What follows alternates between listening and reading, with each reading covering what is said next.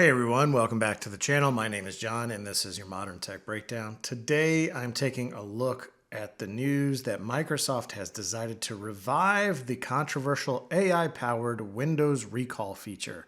Let's jump into it. To start us off, here's a quick refresher from Microsoft's announcement on this feature. With Recall, we're going to leverage the power of AI and the new system performance to make it possible to access virtually anything you have ever seen on your PC. It's going to be, honestly, as if you have photographic memory. And the ability to access this memory with simply your words in a form that's natural for you.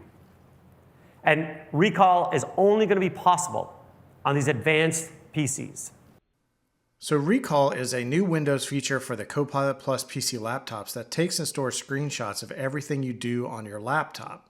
The feature then uses OCR and some AI magic to categorize and label all the screenshots and then put them into an on-device index so that the user can search them later.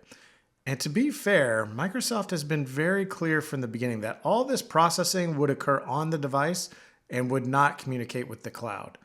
And honestly, it does sound like a handy feature. I've experienced this myself where I'm trying to dig up a closed browser window or an email or some nugget of information.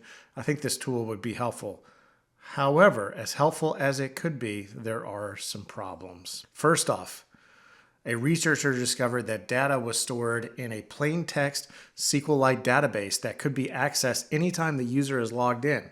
So while it can't be said that Microsoft did nothing to secure the data, the steps they did take were not very reassuring.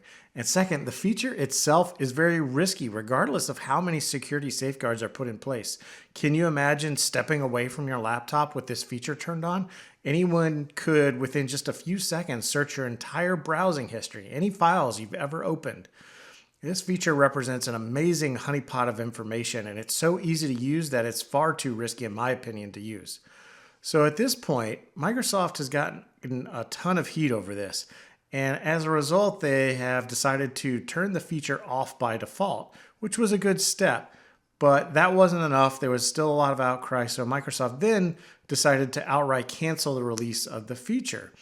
And this brings us to today. Microsoft has announced that they will be releasing the feature for preview in October. The feature has apparently been, quote, revised. How it's been revised is not clear, and although Microsoft said this would be turned off by default previously, it's not clear if this is still going to be the case if and when this feature is released beyond the preview.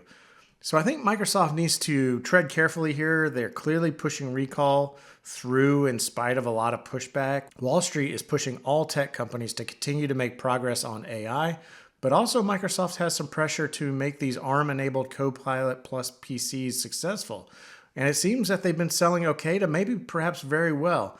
But it does seem like the prevailing opinion seems to be that the longer battery life from the Qualcomm Snapdragon ARM processor is really what's driving sales, not necessarily these AI applications.